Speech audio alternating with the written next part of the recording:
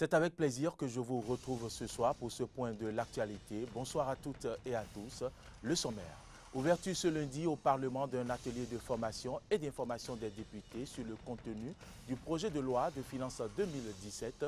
Plusieurs communications initiées par l'UNASEB pour outiller les députés sur le contenu de ce projet de budget. Le point dans ce journal avec Amen Didier Rumpenouji.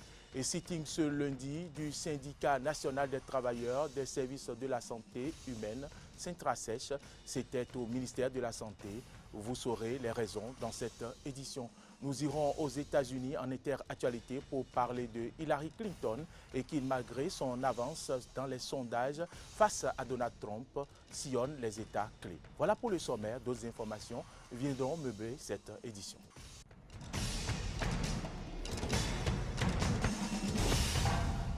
Madame, Monsieur, merci d'avoir choisi Eden TV pour vous informer. Bienvenue dans ce journal que nous démarrons par les nouvelles des députés de l'Assemblée nationale qui ont été conviés ce lundi à un atelier d'appropriation du contenu du budget général de l'État, gestion 2017, une initiative de l'unité d'analyse, de contrôle et d'évaluation du budget de l'État, UNASEB, qui vise à permettre aux députés de se familiariser au contenu du projet de loi de finances 2017, d'avoir une meilleure compréhension du budget de l'État, gestion 2017 et des documents qui l'accompagnent. Et c'était le président de la Commission des finances et échanges de l'Assemblée nationale, Raphaël Akoteyon, qui a ouvert cet atelier en conviant les honorables à une attention soutenue pour une bonne appropriation des différentes communications. Suivons l'honorable Raphaël Akoteyon et l'un des communicateurs. C'est le document de programmation budgétaire, économique et économique annuel. Je vous exhorte, chacun calmement, à vous replonger dedans pour lire entre les lignes ce qui s'y trouve et ça vous permettra de mieux comprendre ce que le gouvernement a mis en œuvre. Il y a un document annexe qui sont les documents de programmation publiés avec des dépenses. Cela découle de ce que font les ministères. Tout ça est reversé normalement dans le document de programmation militaire, économique et économique annuelle. Il avait été dit qu'il faut élaborer la loi de règlement avant le vote du prochain budget. Et dès qu'on a commencé, ça a permis de corriger beaucoup de choses dans la gestion financière de l'État. Parce que chaque fois, il y a des observations qui sont faites par la Cour des comptes et qui sont prises en compte par le Trésor public. Et les critères et du pacte de convergence. Au fait, ces critères se trouvent dans le guide relatif à la LOF. Dans ce guide, il est dit que les critères du pacte de convergence sont le taux d'inflation. Le taux d'inflation doit tourner autour de 3%. Normalement, c'est moins de 3%. À ce niveau-là, on est à 3,9%. Donc, il y a un effort à faire pour revenir vraiment à la norme.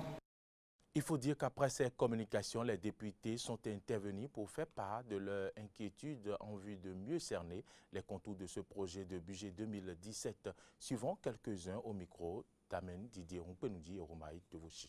Je pense que le taux de croissance économique de l'Afrique subsaharienne tournerait autour de 3,3% en 2017 contre 1,6% en 2016. Que pensez-vous de cette hypothèse macroéconomique? Est-elle réalisable? Si oui, quelles en sont les contraintes majeures? Lorsqu'on a des techniciens, le deuxième communicateur est un cadre émérite du Trésor, lorsqu'on a des techniciens qui nous permettent de bien lire les documents, je crois qu'on ne devrait pas avoir de limite. Et le fait que déjà au plus tard le 30 juin de l'année, on doit faire le débat d'orientation budgétaire, je crois que tout cela nous permet de nous préparer. Parce qu'il ne faut pas qu'on reste confiné dans les pratiques sclérosées des parlements où le document vient, qui sont ceux qui sont pour, qui sont ceux qui sont contre. Il faudrait que, comme ça a commencé, qu'on ait suffisamment de cadres pour sauter les limites, les verrous de limites que nous avons. Parce que, en fait, c'est nous qui remettons le pouvoir financier entre les mains du gouvernement. On nous a dit que le PIP, pour le PIP 2017, le gouvernement a retenu une enveloppe de 808,5 milliards. Et je voudrais qu'on nous dise, par rapport à 2016, quel était le niveau du programme d'investissement public. Je veux vraiment comprendre, puisque à chaque fois, à chaque budget, nous avons toujours parlé de 2013, 2014, 2015, pluriannuel, et on constate toujours qu'il n'y a pas une cohérence. Moi, c'est mon souci. Il n'y a jamais de cohérence dans tout ce qu'on fait. Aujourd'hui, on parle de 2016, 2017, 2018. Et je veux que les experts nous donnent vraiment la lumière sur cette question. Ma deuxième préoccupation par rapport à l'OBSS, depuis 3 ans, on nous a toujours dit que cette institution est en bonne santé financière. Et dans le document, on constate un déficit. Qu'est-ce qui fait ce déficit?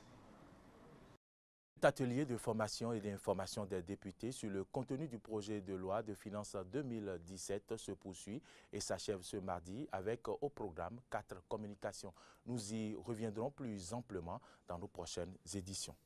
Je vous l'annonçais en titre, mouvement de mécontentement des agents des services de la santé ce lundi à travers un sit-in qui a lieu au ministère de la Santé. Ce mouvement vise, selon le syndicat national des travailleurs des services de la santé humaine, Syntrasèche, la mise en garde du ministre de la Santé et le gouvernement pour la satisfaction de leurs revendications. Ils ont remis aux responsables de leur ministère de tutelle leur lettre de motion. Le point avec Horacia Djodji, Roland Tonné-Inkes et Denis Maroya.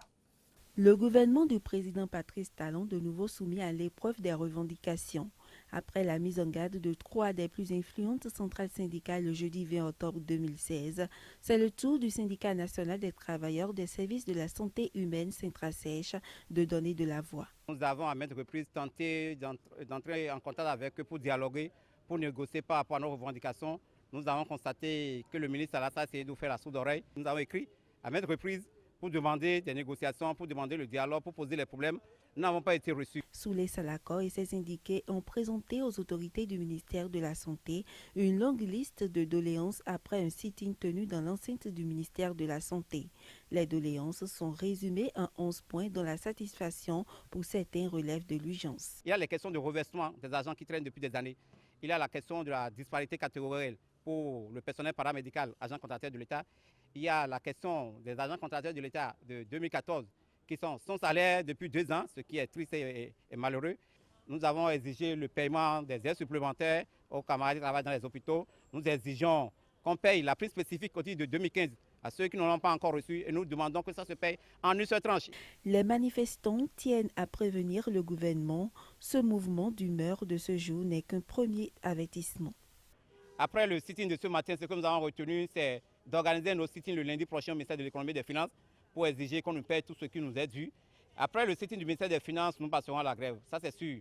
Sauf si, en temps, ils prennent toutes les dispositions pour régler les problèmes. Les usagers des centres de santé risquent de subir le contre-coup de la colère du Syntrasèche. Des mouvements de grève de 72 heures sans service minimum par semaine sont annoncés en cas d'inaction du gouvernement. Exactement 3 semaines que écoliers et élèves ont repris le chemin des classes. Du matin au soir, les écoliers ne font pas qu'apprendre. Le législateur a prévu une quinzaine de minutes pour la détente appelée période de récréation. À la récréation, les enfants jouent mais achètent aussi à manger. Mais les différents plats à eux proposés contiennent-ils les nutriments nécessaires? Élément de réponse dans ce reportage que nous propose Freddy Loris Davo.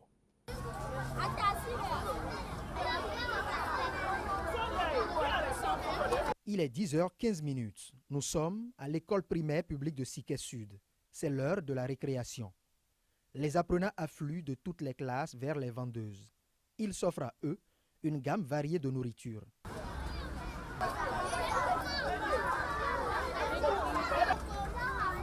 Ici, l'enseignant n'influence pas le choix et la quantité du plat.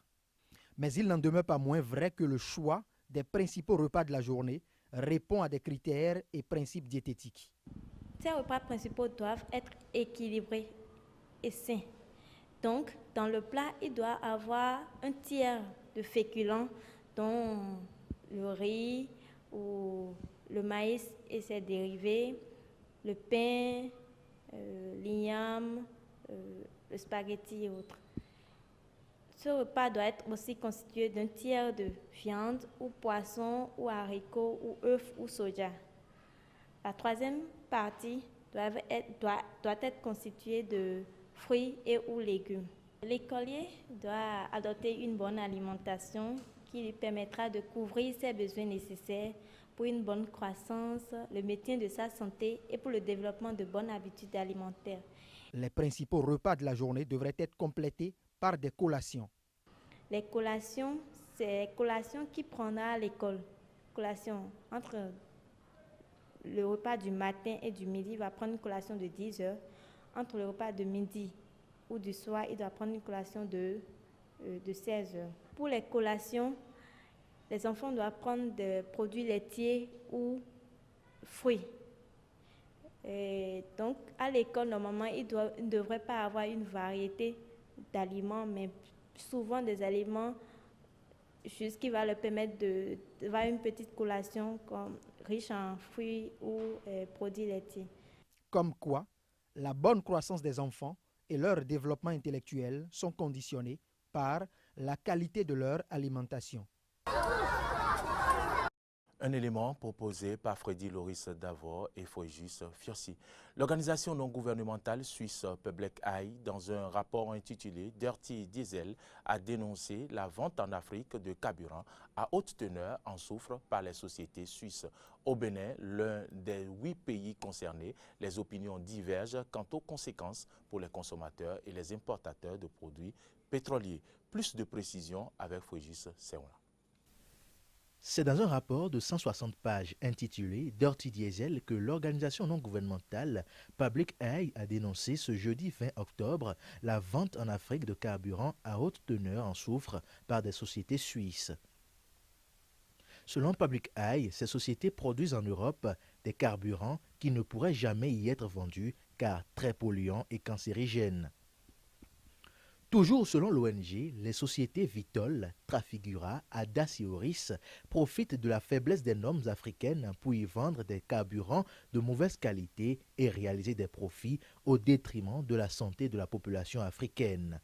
8 pays sont concernés: l'Angola, le Congo, le Ghana, la Côte d'Ivoire, le Mali, le Sénégal, la Zambie et le Bénin. À Cotonou, Ernest Baguidi, président de l'association Bénin Santé et suivi du consommateur, s'indigne et promet des actions en justice. Le carburant utilisé dans ces véhicules après combustion fait libérer des gaz souvent toxiques. Et l'essence déjà, même si c'est un produit conforme, nous expose déjà à d'énormes risques en ce qui concerne la préservation de l'environnement. Mieux, quand c'est de mauvaise qualité, c'est encore plus complexe. Le fait de nous avoir exposés à ces produits toxiques pendant tout ce temps, nous allons interpeller au niveau de la justice tous les acteurs et chacun doit pouvoir répondre. Et c'est une manière pour nous d'amener les gens à se conformer désormais et c'est notre manière à nous de demander que réparation soit faite aux consommateurs même si on ne peut pas tout rattraper. Ce rapport est le résultat de 3 ans d'enquête selon Public Eye qui a prélevé des échantillons à la pompe dans les 8 pays et découvert que la teneur en soufre des carburants était jusqu'à 378 fois supérieure à la teneur autorisée en Europe. Dans un courrier à l'agence France Presse, la société Vitol indique que le rapport de Public Eye est erroné et donne de fausses informations. Interrogés, les sociétés Adas et Oris, eux, n'ont pas réagi jeudi. Les importateurs béninois, quant à eux, ne manquent pas d'arguments pour se défendre. En tant qu'importateurs béninois, nous nous référons très bien aux caractéristiques qui sont indiquées par le législateur béninois.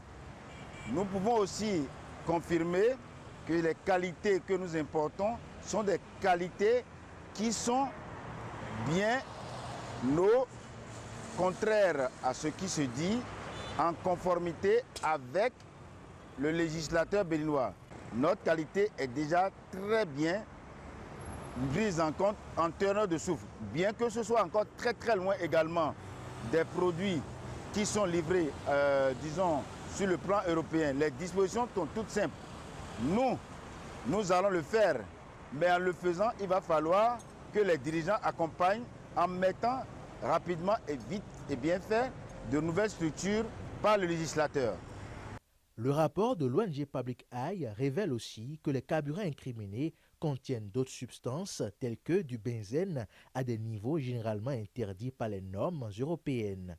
L'Assemblée nationale du Bénin est ainsi interpellée pour fixer un seuil maximal de soufre et réguler les autres substances. Catastrophe ferroviaire au Cameroun, nous sommes hors du Bénin. Un train assurant la liaison entre Yaoundé et Douala a déraillé ce vendredi. Le train était bondé suite à la coupure de la route Yaoundé-Douala après l'effondrement d'un pont dans la nuit de jeudi à vendredi sous l'effet de la pluie. Selon le dernier bilan officiel communiqué, cet accident aurait fait 119 morts et plus de 600 blessés. La grande majorité des blessés ont été évacués vers des hôpitaux de la métropole portuaire Douala, selon des sources hospitalières. Retour sur les témoignages de quelques survivants et des explications de certains secouristes. Je crois que l'ensemble des patients ici sont très bien pris en charge. Je crois que ça va aller. Nous avons vraiment vu comment le train s'est basculé au niveau du ravin et c'était le sauve qui peut. Il fallait sauver, c'est commencer à sauver ceux qui étaient là. Bon, il y a eu beaucoup de morts. Ce matin, nous sommes à 84 victimes, donc parmi lesquels 50 ont déjà été libérés. Donc actuellement, nous comptons 34 patients qui sont encore hospitalisés et mis en observation. Donc en fait, le pronostic vital n'est pas engagé. Ils sont bien pris en charge. Toutes les dispositions ont été prises par l'hôpital pour qu'ils soient bien pris en charge. Ce jeudi matin, quelques 100 000 personnes sont arrivées de tout le royaume du Benin City au Nigeria pour apercevoir le nouvel Oba, roi en langue Yoruba. Retour sur les temps forts du couronnement du 40e monarque du royaume du Benin City.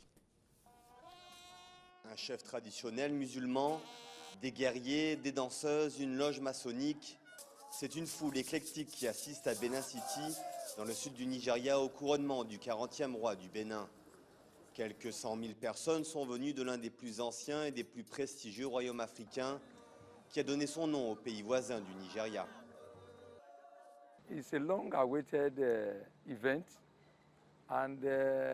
C'est un événement très attendu. Nous sommes très optimistes sur le fait que le nouveau roi va améliorer la culture et la tradition de notre peuple.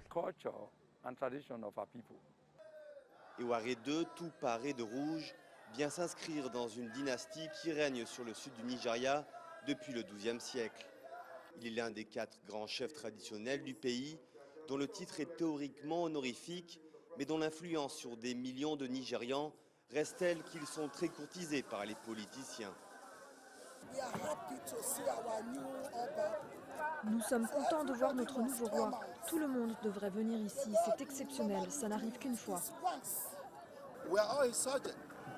Nous sommes tous ses sujets, nous sommes responsables et redevables envers lui et nous devons le soutenir et l'encourager parce que c'est la seule chose à faire. Signe de l'importance du roi du Bénin, le vice-président du Nigeria ainsi que l'homme le plus riche d'Afrique sont au premier rang pour son couronnement. Diplômé des plus grandes écoles britanniques et américaines, ancien ambassadeur pour le Nigeria, celui que la croyance locale présente comme un homme choisi par les dieux est bien décidé à redonner du souffle à son royaume et à aider son économie. On attend la gloire, une longue vie, la prospérité, le développement et le succès. Le Nigeria, qui compte 170 millions d'habitants, est profondément divisé par un nord musulman et un sud chrétien. Mais le temps d'un couronnement, tout le monde semblait vivre en paix sous la bénédiction du roi du Bénin.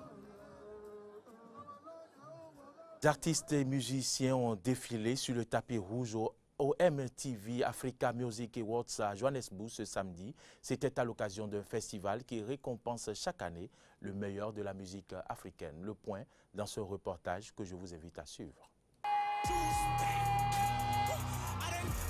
Le chanteur nigérien Wizkid a été couronné artiste de l'année et meilleur musicien au MTV Africa Music Awards, décerné ce 22 octobre 2016 à Johannesburg. Wizkid a également remporté un prix pour ses collaborations avec d'autres artistes lors de cette édition 2016 des MTV Africa Music Awards, qui récompense les artistes et tous les talents du continent. Les gagnants sont désignés par le public. Une cérémonie qui a également vu la championne olympique Caster Semenya repartir avec le trophée de personnalité de l'année. Caster Semenya, médaille d'or du 800 mètres aux Jeux olympiques 2007 de Rio de Janeiro au Brésil, a été applaudi en recevant son trophée. Le trompettiste de jazz sud-africain Hugh Masekela est reparti avec le prix de légende de l'année et pour la deuxième fois consécutive. La Nigériane Yemi Alade a été désignée meilleure artiste. Let's go! Let's hit it!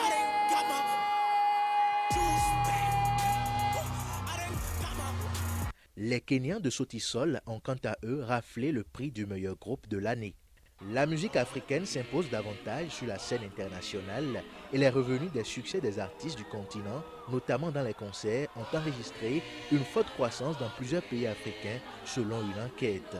Au seul Nigeria, l'industrie musicale a généré en 2015 un chiffre d'affaires de 47 millions de dollars, soit une hausse de 6,4% sur l'année dernière.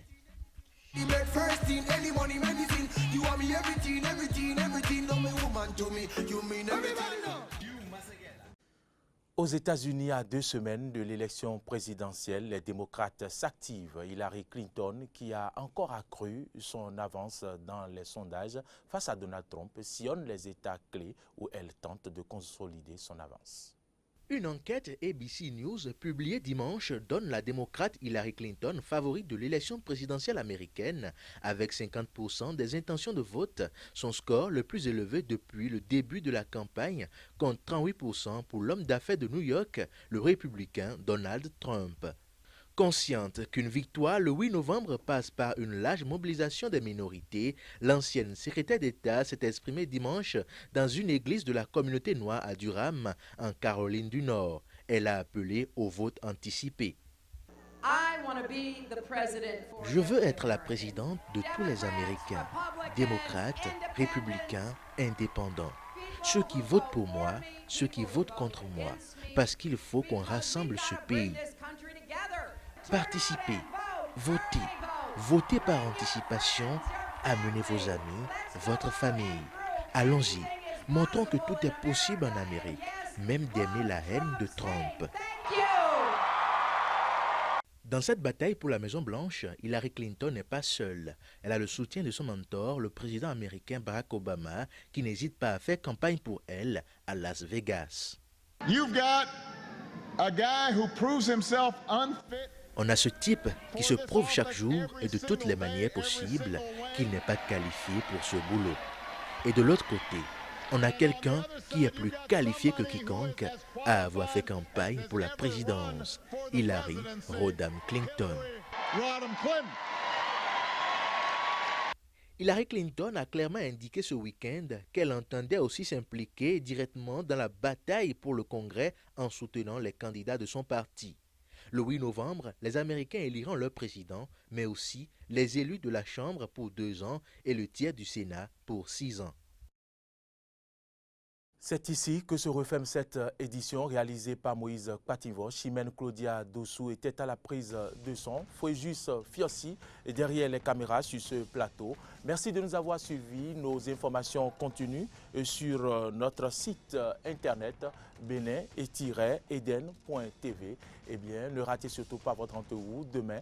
Matin d'Eden, c'est à 7h. Bonne suite de nos programmes et bonsoir.